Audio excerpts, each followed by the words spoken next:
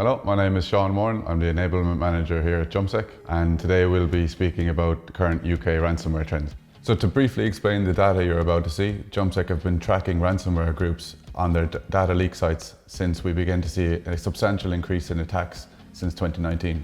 When we began to analyse the data, it was initially difficult to see if any reliable trends existed.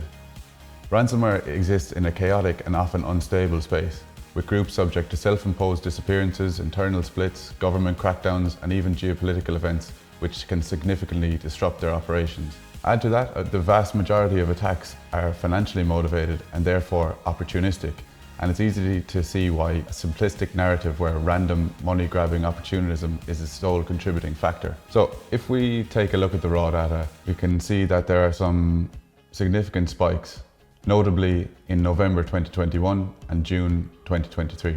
Perhaps unsurprisingly, two of the most significant vulnerabilities in recent memory, Log4j and MoveIt, occurred in the fortnight after these spikes. The MoveIt vulnerability was one of the most widely exploited vulnerabilities in recent memory, where we saw 470 attacks in a single fortnight. MoveIt was a supply chain attack that exploited a software vulnerability in the MoveIt file share platform that was widely used by financial services, IT and insurance organisations.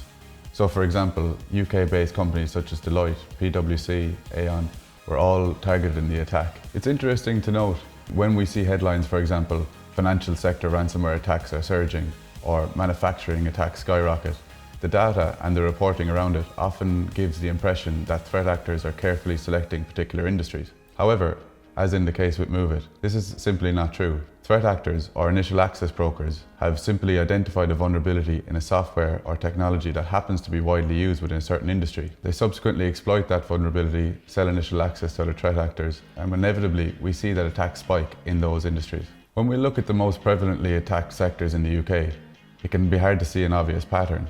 However, manufacturing has been the most highly targeted sector in the UK for several months.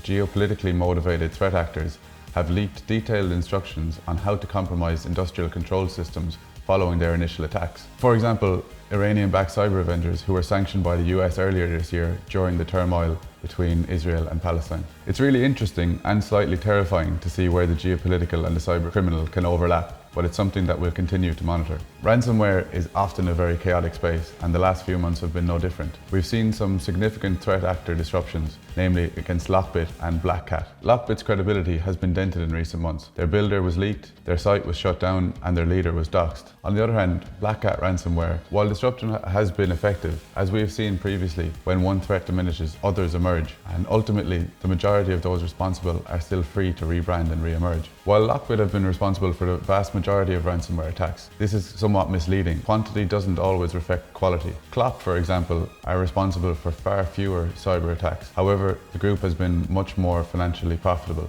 and the group has been much more prevalent in the UK finance and business services sector.